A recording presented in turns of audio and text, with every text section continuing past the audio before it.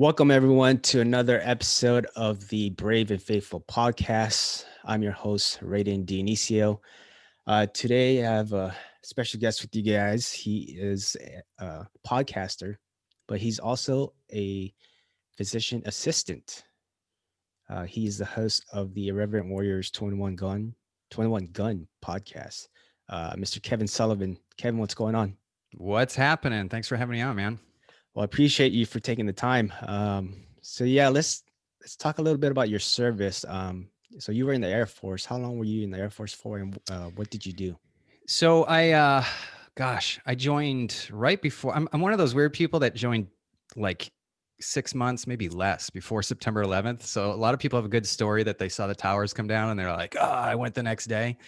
I was just bored. I was working in downtown Boston in a filing cabinet for 20 somethings. And, I was like, life cannot be this boring. So I went down to the recruiting station. I did some research. When I was a kid, I grew up in the 80s. So I was all about, I want to be a Navy SEAL. I want to be all this stuff. And so I go down to the recruiting office and I'm like, I want to blow stuff up. And I went straight to the Navy because my whole family, all the way back to the Civil War, were Navy veterans. Wow. And so I tell him that, and he's like, yeah, dude, that's, not really what we do. I mean, there's a small percentage, but he's like, you'll probably do something else. And this Air Force guy was sitting kind of in the office over, and he's like, well, blow stuff up. Come see me. I was like, all right, go check out the Air Force. And he's like, you ever hear of a TAC P? And I'm like, no, that sounds cool though. And he, the typical recruiter thing, he got me, yeah, you could be a TAC P and we'll go through this route. And, you work with the SEALs, you work with all these groups. And I'm like, hey, that sounds like an awesome plan. Sold you on it, huh? Sold me on it. So and then the other thing too, is I had a college degree. So they sold me on the officer core of that, which in hindsight, I don't know. But, yeah, so I went to officer candidate school, and like 2 weeks into officer candidate school, we had to take this flight test. It's Air Force, right? So you gotta always, it's focused on air operations. So we all have to take this like flight skills test. It's really just see if your eyes are good and if you can line up. It's like video game stuff. It's bizarre. Mm-hmm. And I scored well. And the staff sergeant, he was the guy who handed down the billets or your assignments. He came into our barracks. He's like, Sullivan. I'm like, oh man. It's like over. And I'm like, yeah. And he's like, do you want to fly? And I was like, well, it's kind of a big question. I mean, you're talking 4-year commitment, 6-year or 10-year commitment.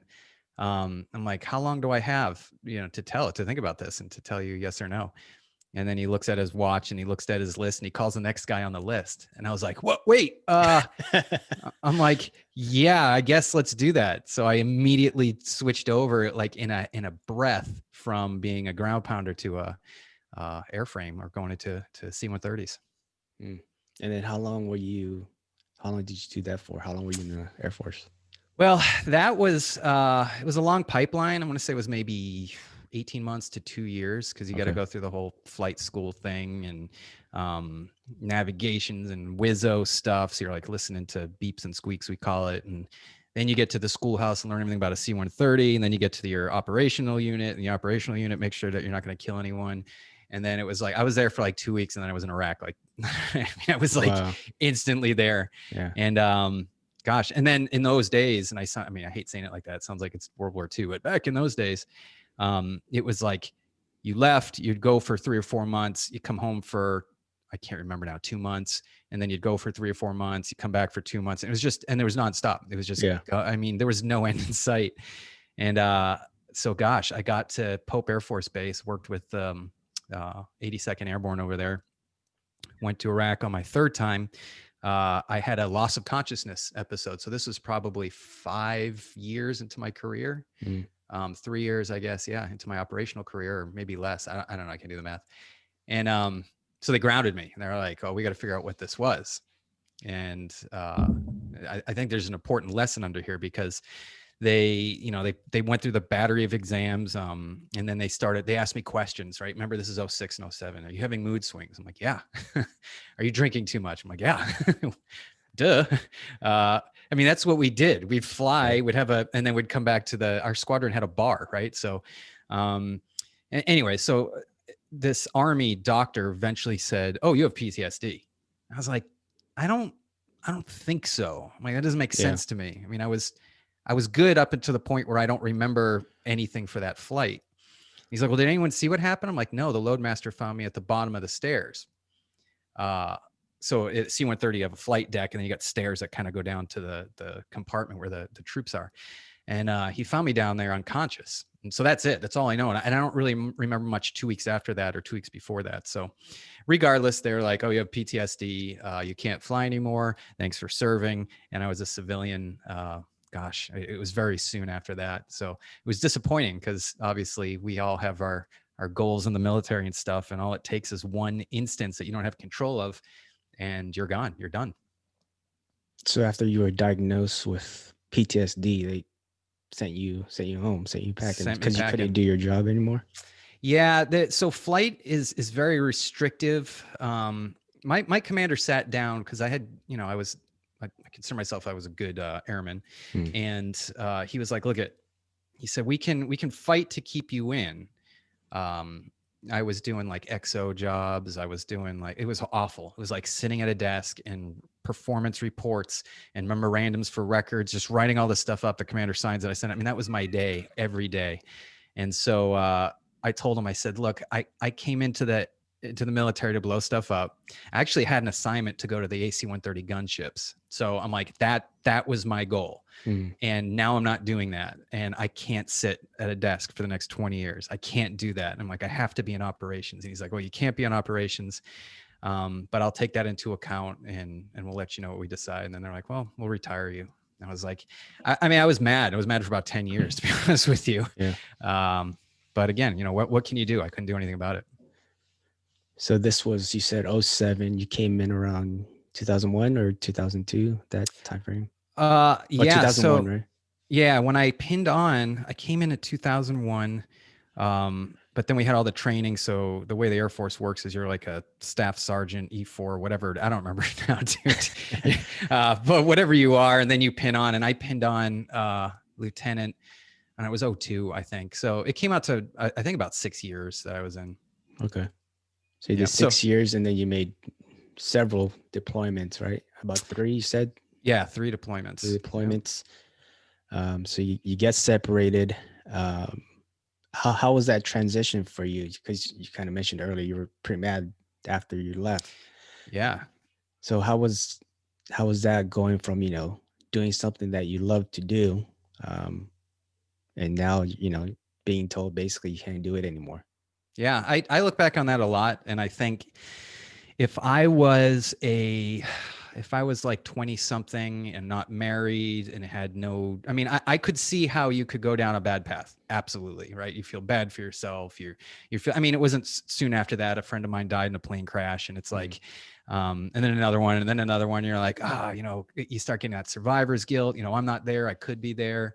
Very easy to go down a dark path. And then I was like, what do I do? Right. What do I know how to fly airplanes. The only other thing I knew how to do was trade stocks. That was my original job, and I wasn't going back to that.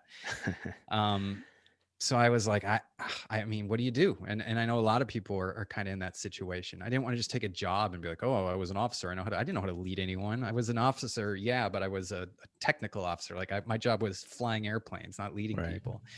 So it was like, I really had to go to the drawing board and be like, well, what can I do? And I had to look back, like, man, when I was 18, I became a firefighter for a few years. I was an EMT, and I'm like, well, I guess I kind of still fit in that first responder sort of community. Maybe I'll go that route. And I knew I had a college education, and I was like, because I looked at the salary of EMT, even paramedic, and I'm like, that's going to be rough for the rest of my life. Right. And a friend of mine was a PA, and she was like, hey, you should be a PA. I was like, I don't even know what that is. And so I looked it up, and I was like, I could do that. I mean, I just have to get some undergraduate, requisites, because I had been out of school forever at this point. And so I did my prereqs, applied, and honestly, I think just the stresses of flying in combat, stresses of being interviewed to be an officer, stresses of officer candidate school, stresses of everything that kind of just become vanilla after a while. I was amongst, like, so I was 30 maybe, and I was among all these 22-year-olds, applying for Yeah. PA school. It was like 3,000 applicants for 30 positions. And I was like, I'm never going to get this, but I just didn't care. And I went in there and I was just, used my life experience. And Right. then the Yeah. next day I got accepted. I was like, oh, sweet. I guess I'm going to PA school. Yeah. You had all that experience that the Air Force kind of from the Air Force that you had. So, Yeah, I'm pretty sure that kind of helped you out as well, right? I mean, I think being so. Yeah. being Cause prepared for that.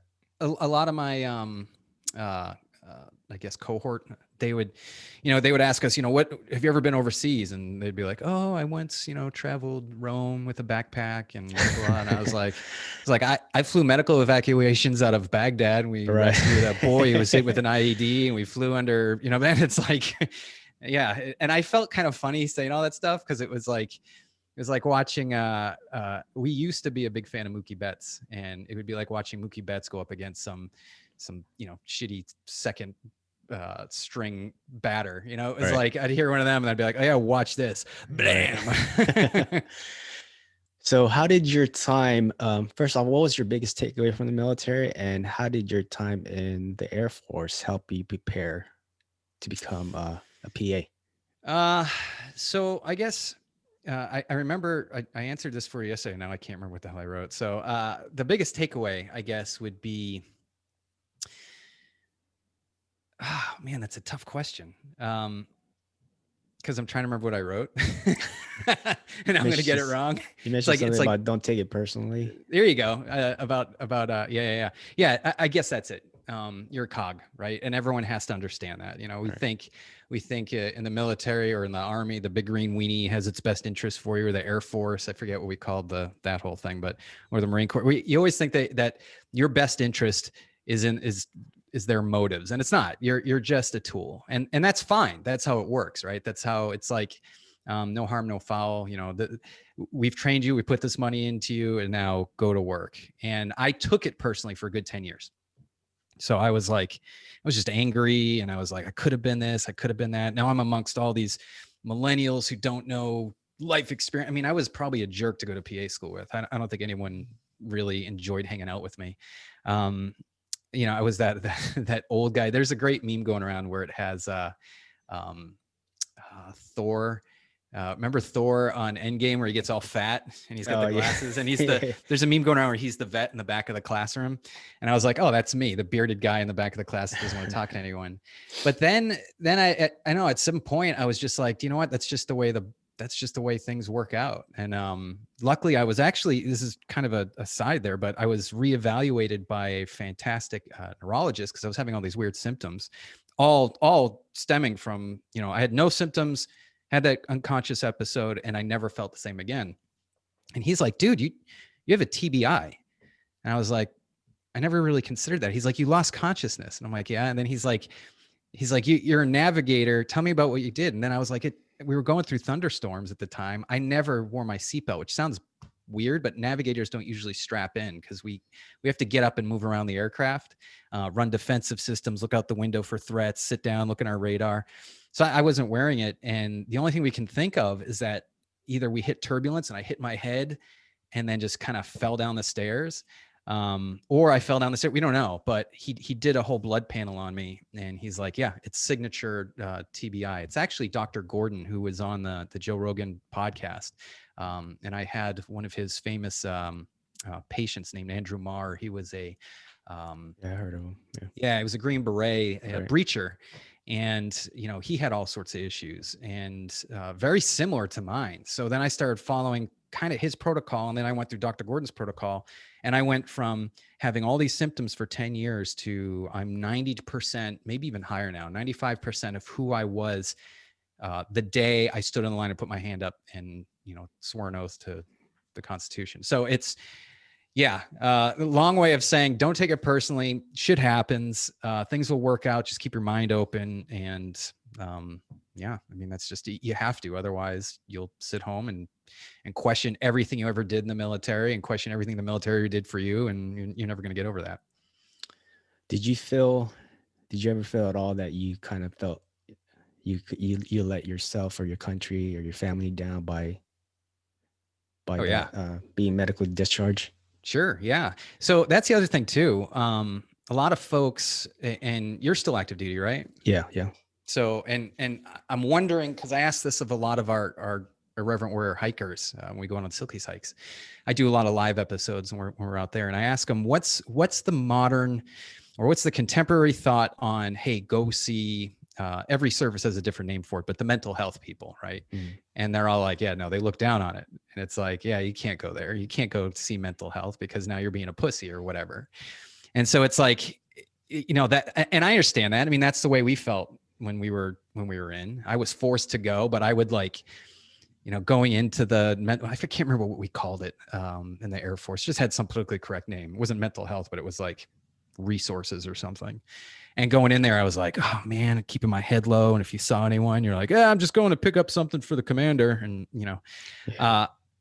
but I carry that with me, post service. And then, this was probably 2 years ago. Everything I ignored about my mental health for a decade, it comes back. And, it could be 10 years, could be 20, it could be 65 years old at some point, and this stuff is going to come back. If you don't address it, it's going to come back. Right. And I was driving down the road, and there was a song that came on that a bunch of us navigators enjoyed. And I started thinking about my friends who I lost. And then I was done. I was like, I had never reached such a low point in such a quick time that it was like a complete eye opener. I couldn't go to work because, I mean, no one at work is a veteran. They wouldn't understand. I didn't know what to do. I never talked about it with my wife, so I couldn't go home and tell her. I have How two long little ago was kids. this? This is about 2 years ago, maybe a year and a half ago. Okay. Yeah, it was rough. So I had some, like I said, I don't know why. There's just a lot of Marines around here. So I called one of my Marine friends, and I was like, I told him what was going on, and he's like, "Yeah, man, you gotta address that shit, or it's gonna come back and it's gonna get you." So then I ended up going to the vet center here in Raleigh, and sitting down for, I said, you know what, I'm not going to feel like that again. I've got a lot of my act together physically by going through this TBI protocol. I got to get the mental stuff done. So I just did their what's called CPT, cognitive processing therapy. And I thought, and this kind of goes back to your question, but I thought that there was no redemption, right? Mm. I thought, okay, I was weak. Maybe I shouldn't have reported it. Maybe I should have, just scraped myself up and gone on the next flight. And maybe I should have, and obviously we can go back and say that wouldn't have been smart. That's a dangerous thing to do, but whatever. I kept thinking of all these ways that I could have still been in operations in the Air Force, flying medical evacuations, flying in Iraq, getting shit done, going into Afghanistan, doing airdrops. Like I kept thinking I should have been that way. But I beat myself up, and I thought that there was no way, if I can't forgive myself, I'm going to sit down with this lady who was a lady therapist, and she's going to be like, oh yeah, this is non-forgivable. And I was like, but you know what? I don't know her. So I'm just going to lay it out on the table. And I just laid out everything to her, and thinking she was going to be like, whew, man, go see a priest or something. She was like, okay, we can work with that. And I was like, what, really? And I followed their program, and I'm like, all right, I'll follow it. I'll see what I can do. And sure enough, I mean, it worked. Like it really worked. There is redemption in putting the work into the program. So, yeah, it's kind of a long answer to that question, but yeah, that's how it happens. Kevin, how do you think we stop the stigma that we, because you mentioned earlier, for the most part, our community looks down on people going down to mental health, right? For looking for help. Mm-hmm. And that's part of the issue is because we don't promote that. And, we suffer so much in our community with, the 22 lives, 22 suicides a day. Sure.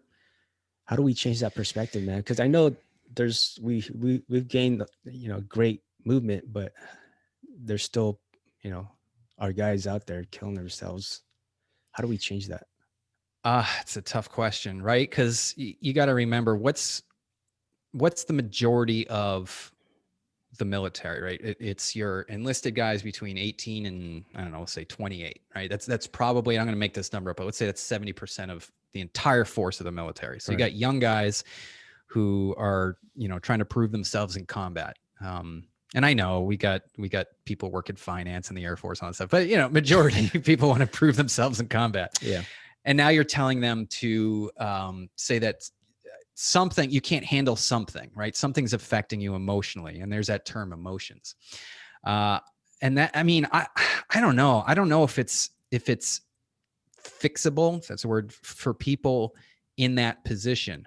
However, I think normalizing it and having people that speak up. So one of the reasons why I do my podcast is to normalize the stuff that we go through, right? So I had Rudy Reyes on. Take him for example. He's Fruity Rudy from Generation Kill. Everyone looks up to Fruity Rudy. We call him the murder hippie. There's a bunch of good names for him. He's awesome. And he's a stud. He's like 2% body fat. He's a Marine recon. He was part of the invasion of Iraq. The guy is just the coolest dude on earth. And he wrote a book called Hero Living. Check it out if you ever have a chance. Really good book. And Hero Living, he basically, there's a saying in the writing world is, if you want to write something good, you open up your veins and bleed on the paper. And that's what he did. I mean, he was brutally honest. So this guy that we all look up to, this operator, which I don't know if recon Marines are operators. Yeah, they're operators. I'll call them operators.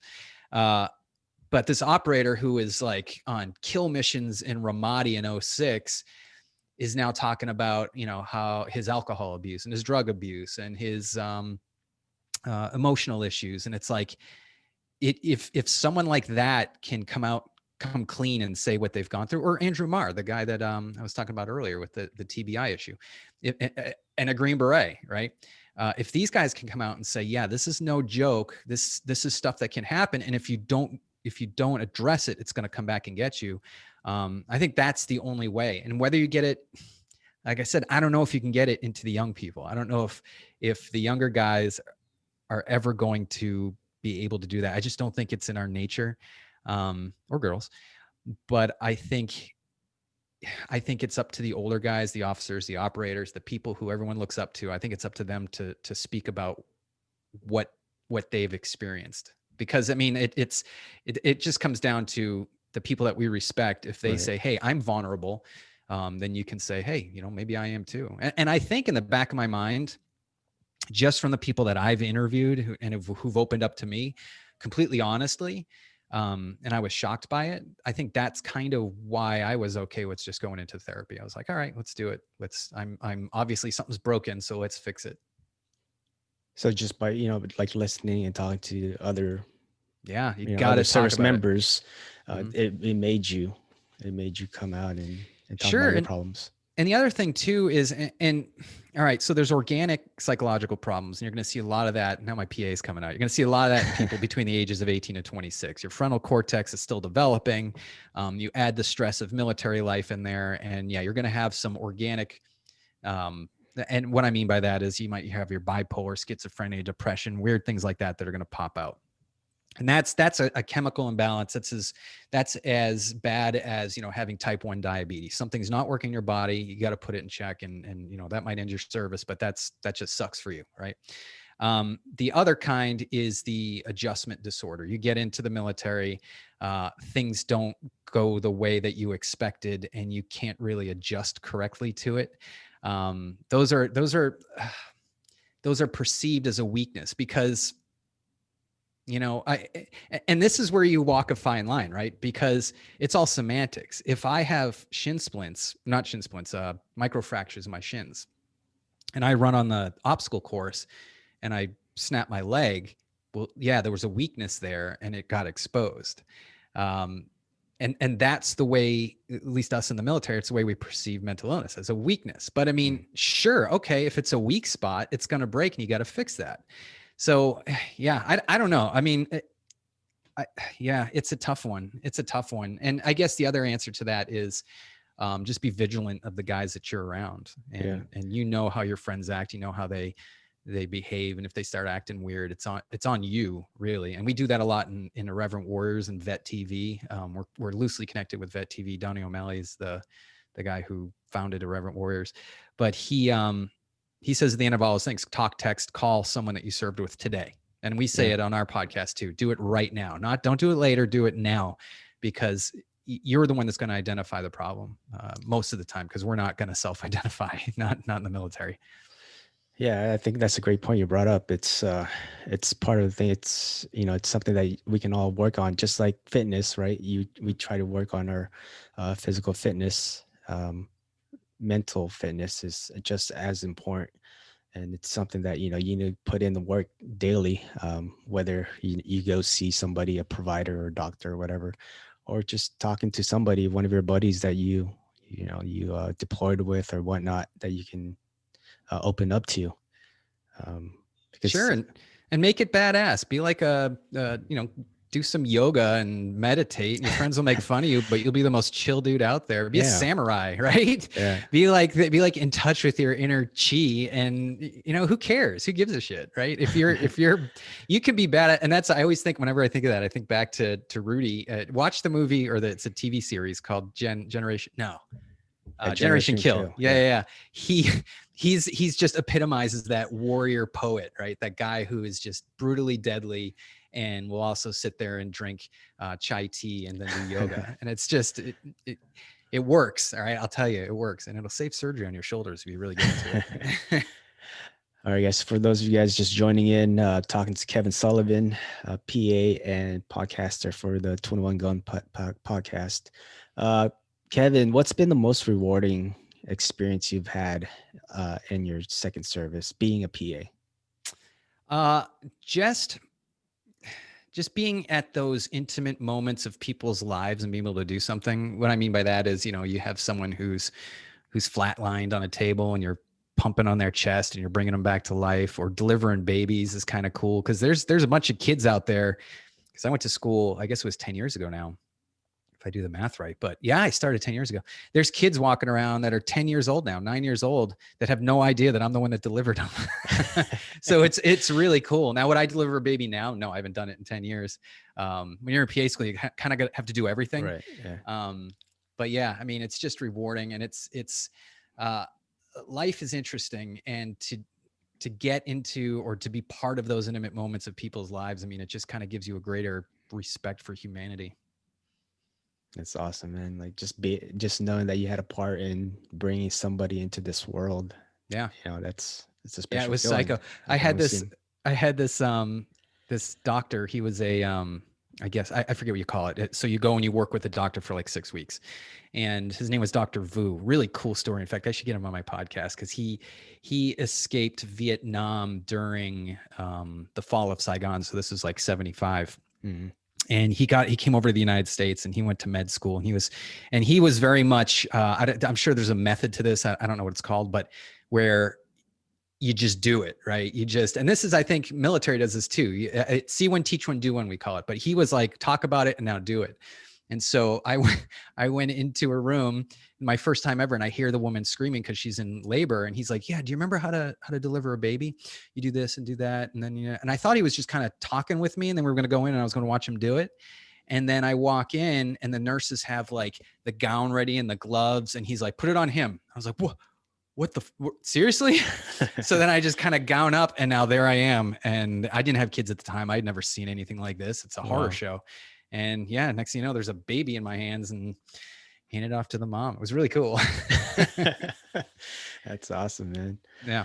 All right. So Kevin, can you give our audience, especially, I guess, specifically the military veterans, an actionable step they can take right now to help them prepare for, if they want to go out for their second service?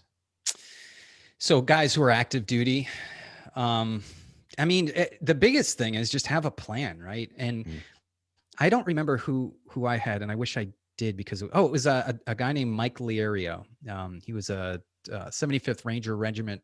I don't remember what regiment. He was a Special Forces commander, and he said no matter where you are in your career, right? Let's say you're a Marine and you put your feet on those yellow footprints, or let's say you're an 18-year gunny.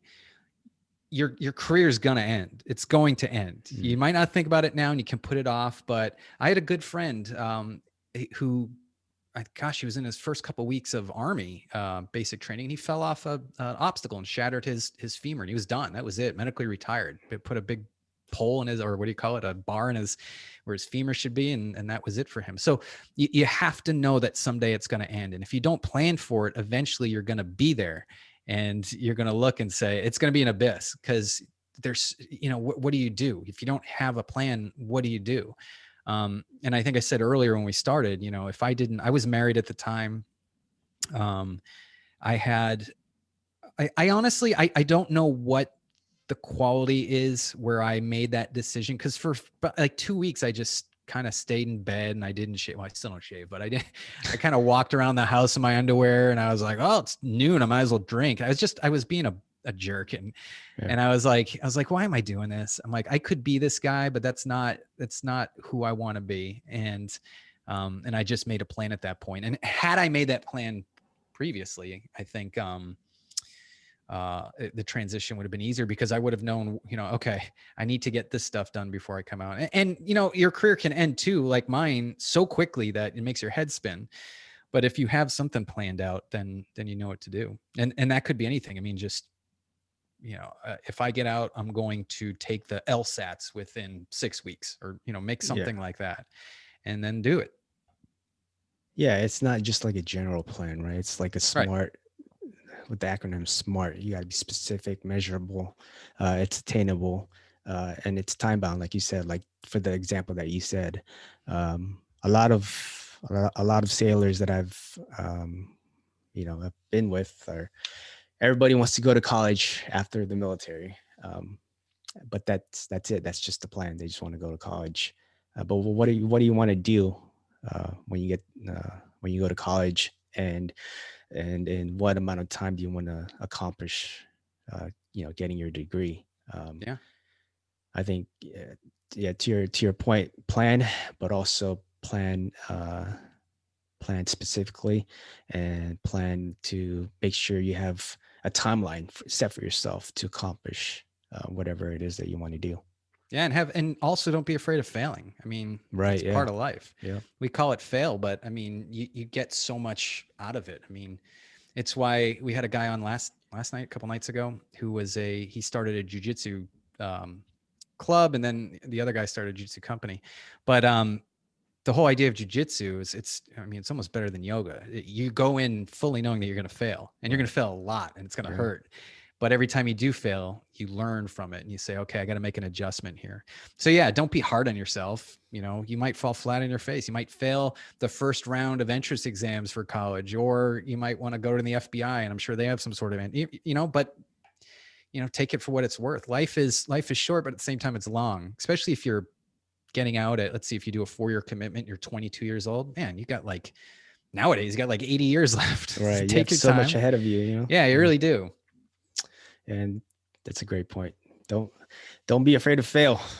No. Take chances. No, I mean, there's that old adage, Michael Jordan, right? He's missed more shots than he's gotten. Greatest basketball player of all time has failed a majority of the time.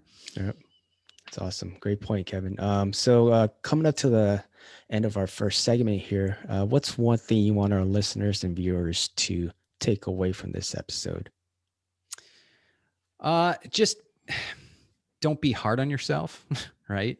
It kind of just goes back to what we were saying. Failure is fine. Just don't beat yourself up over it. Use it as a motivation, I guess, to take the next step. And don't be afraid to get help. Go back to think about Rudy. Go watch Generation X. I keep wanting to say Generation X, Generation Kill, and realize that this dude cried in front of, it's okay to be human. It's okay to have emotions, and it's okay to be vulnerable. And I don't even like to say the word vulnerable. These are things that I have to work with, right? I don't like going to the dentist because I'm in a vulnerable position there. And anytime I'm in that situation, I don't like it. But you just have to kind of accept it. You don't have to, but you're going to be an asshole, and life is going to be miserable. So just accept that you might need help. There you go. Just talk it out. Share your story. Sure. All right, Kevin. So the second segment of the show here, this is what I call the Fast Five. It's the same 5 questions I ask my guests. Okay. Are you ready? Yeah, let's do it. All right. So first question, what's one hobby you enjoy? Jujitsu. Jiu-jitsu? Yeah, How long, how, I had podcasting on my original, but yeah, no. I love jujitsu. how long you been doing that for? Well, I've been out for a few years because of injuries. I have thought about getting back in now that I've gone through. So my TBI protocol um, has reduced all the inflammation in my body, but I was getting some neck issues and numbness in my hand, and I was like, it's probably time for me to put that aside. But I still consider myself, I mean, I did it for, gosh, at least 10 years and competed. I even, I was even a mixed martial artist, and it was like 2 weeks before my first fight. I blew out my MCL, which is a ligament in your leg or in your knee. And I had to sit that one out. And it was a good eye opener because I'm like, dude, I'm 30. Gosh, I must have been 30 at the time. And I'm like, what am I doing? I'm going to go amateur mixed martial arts and get my ass kicked. Even if I won, great. What am I going to be, the next Anderson Silva? No. So it was like, okay, I'll stick with the jiu-jitsu. But jiu-jitsu is just the best. It's the best. And if you haven't done it, find a gym and go do it. Get choked out and be prepared to be humble. And prepare to fail, because you will. Oh, yeah. Yep. All right. So second question, if you had to choose one person, dead or living, to hang out with for one day, who would it be and why? Yeah, this one, I was talking to my wife about this because I'm very agnostic, right? And I don't look at that as a negative thing. I look at it as, I grew up Catholic, and I remember I was 7 years old. I must have been 7 or 8 years old, and we were in the basement of the church. This is New England Catholicism. This is about as orthodox as it gets. It's just like you're you're guilty of everything, and yeah, it's just, if you haven't grown up in that way, it's an interesting life. So the priest came down, and I just started asking him questions, all the agnostic questions. I'm like, well, how do you know? And how do you know this?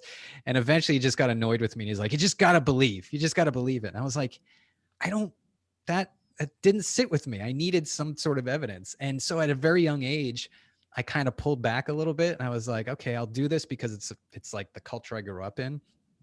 But I always questioned it. But as I get older, right, and I see things that are really cool, I want to know the answers, right? I have so many answers or questions in my head I need to know the answers to. So my person I would sit with is Jesus. And I would be like, okay, dude, tell me what's going on here. We've had 2,000 years of people messing with the Bible. Humans have got their fingers in it and all this stuff. And just, let's put all that aside, start from the beginning and fill me in. And then I would probably be a devout Catholic at that point. So yes, it would be Jesus. I mean, yeah, that'd be probably the best person to get to. Yeah, I would think so. I mean, just because what if you sit down with him, he's like, wait, what? People think I'm what in 2,000 years? And I'd be like, what, you're just a carpenter? Yeah. I was a philosopher, and I told a bunch of people stuff. I didn't know it'd be God. Or maybe he'd be like, hey, yeah, check this out. And he grabs my cup and goes bing and makes it into wine. And then I'd be like, dude, that's awesome. Let's talk. So who knows? Yeah. All right. So next question, recommend a book for our audience to read. Fight Club. Changed my life. Did you watch the movie before you read the book, or? No, I read the book first in college. It must have been 96, 95, something like that. Maybe in high school. Yeah, well, I had read it. I enjoyed it. I thought it was just one of those badass books. And then when I got my job in the filing cabinet, which is actually a quote from I say that, but I just realized, no, it's a quote from the book, because he says he lives in a filing cabinet for 20 somethings. I worked in a filing cabinet for 20 somethings. And I just remembered, I mean, it was verbatim from the book. Like I was not living. I was there. My heart was beating. I was breathing, but I wasn't living. And so I reread the book, and I was like, yeah, life will beat the shit out of you, and don't ignore that. Embrace it and become tougher and become a warrior. And so I did. So, I mean, that book, to this day, I always tell people, if you're struggling, if you're trying to figure out what your purpose in life is, go read Fight Club, and it'll bring some, I guess, motivation and I love that whole idea of embracing pain and embracing the stuff that you're going through. Don't ignore it, because that is real, and you have to embrace that stuff. Great message there, man. So last question, what's your favorite quote and why? I love second favorite book. I love George Orwell. I'm trying to remember the name of that. I'm trying to remember that quote, but I can't think of it off the top of my head, but really just sit down and read 1984. I could actually pull it up, I'm sure. Sit down and read 1984 and you'll sit there and go, oh my God, George Orwell was a prophet. That dude had so many things right. Yeah, I can't remember off the top of my head, but just read 1984, pick a quote out of there. Right? Yeah. It's an old one, but I mean, the way he talks about how society simplifies language, how we manipulate each other through language and through double speak, and it's like a real eye opener. And you know, whatever your politics are, fine. But yeah, that kind of, I think it arms you to be more wary of, you know, a politician in front of you telling you something. You just think about that book and go, wow, that's it's probably bullshit what you're telling me. But so yeah, I can't think of the quote off the top of my head, but anything off of that. Okay. And then last question, where do you see yourself in a year, 5 years, or even 10 years from now? So I befriended the guys over at Drinking Bros, which are, I don't know if you're familiar, but they're kind of a military. They had they were the guys from the Black Rifle Coffee, right? Yeah, and then they kind of branched off. Was and it the guy Matt Best or? Yeah, he's well. They branched off, so they kind of did their own thing, but they're still loosely connected. And who's the I can see the main guy there, but I kind of hit it off with Dan Holloway. There was another guy there. He did the movie Range 15. Fantastic movie. If you haven't seen Range 15, watch it. It'll make you laugh. Civilians will be like, this is the worst movie ever. If you watch it, you'll love it. Anyway, so I went down to this is last year, actually. It was probably a year ago.